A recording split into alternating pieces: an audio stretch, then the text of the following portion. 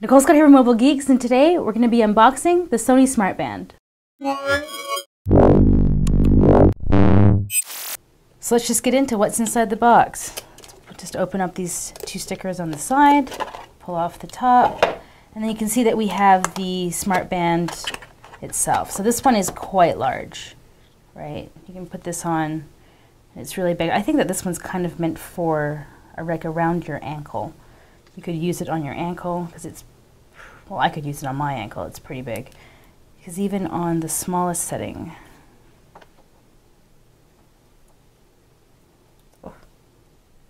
right, so even on the smallest setting, let's just snap that in. Yeah, I mean, it's a little big on me, but it's not too bad. There's actually a second band inside. So it comes with a black one, and I've been wearing this since Friday, actually, so this isn't the first unboxing. But I kind of liked the black one because it was smaller, and just more fitted to my wrist. So what you do is you pop this out, and then this is the little brain, right? It's IP58. I was really surprised about that because this is just an open USB port, but they seem to have resolved that probably through some nano coating. And then there's a button on the side there with some LEDs. And then on the back, and this is going to be a problem. Oh. So the cool thing is this also acts as a media player. All right. So clearly I've already got it connected with my phone. Media player is working out just fine. But one of the things that I'm going to watch out for on this device is if you look at this.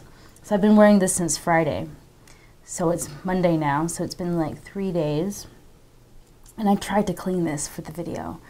And that was the best that I could do with even with water. I mean, I could get, and I had my nail in there. So they've just forgotten that this is going to become a disgusting skin sweat pool with their logo. So that's pretty gross. That's one thing that I'm going to say is, oh, what were they thinking? Their branding is actually going to be disgusting, like literally full of dead skin. That's gross. But the device is cool. Let's just get a little more into the Lifelogging. So if you put this in, like I showed just a minute ago, when you press the button, you can see the LEDs through here, and then you can use the band as a media player to stop and start the music. Ooh. Yeah, there we go. There's a little delay. So I've clearly already got this set up with my phone. I love the Xperia Z2, guys. I'm totally a fan of this. So this is the Smartband. It was charged to 100% on like Thursday night, and it's now Monday morning at 11, and we still have 1 day and 17 hours left.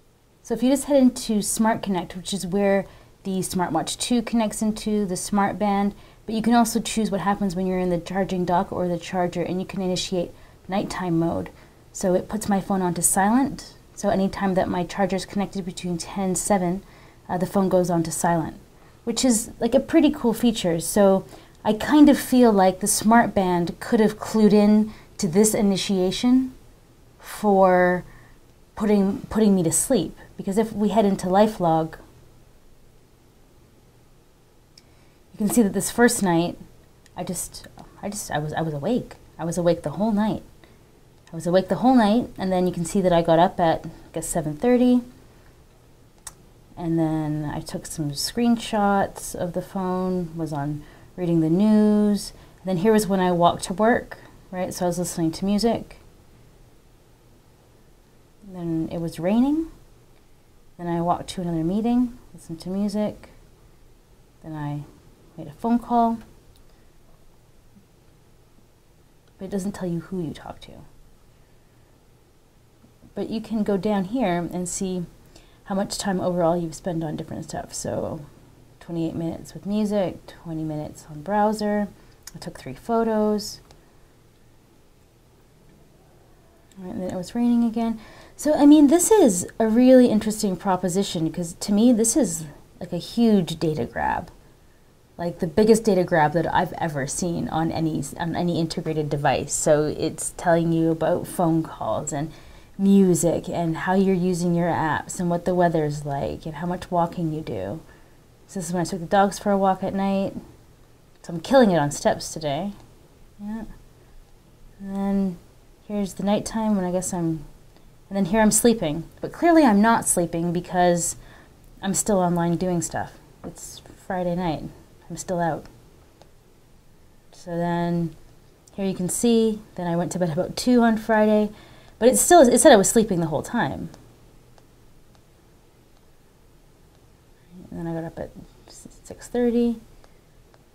So I mean, it's an interesting app. I haven't obviously spent that much time with it. It's only 3 days. The one thing that does kind of annoy me is if we look at these steps, this one here was, I think it was riding my, 2000 maybe not. I think it was one of these here. I think it was the 1720. This was riding my bike. And I feel like an hour of bike riding is more than 1,700 steps. So they haven't integrated bicycle use into that, which to me is unfortunate because that's my main mode of transportation. But, I mean, this is the first release on this.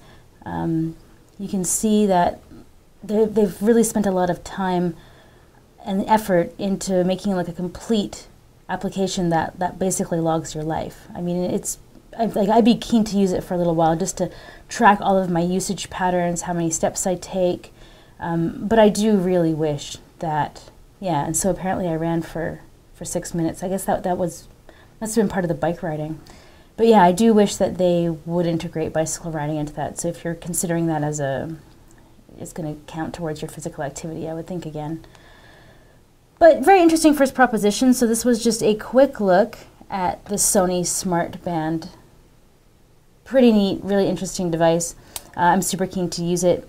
I'm just not sure if Sony's really thought it through on cleanliness of the device. I mean, it took me a long time to try to get the dirt out of this. Like, the tight spirals are beautiful, but then you start to consider that you're wearing it every single day and stuff's going to get in there. This is Nicole Scott from Mobile Geeks, and those were my first impressions of the Sony Smartband.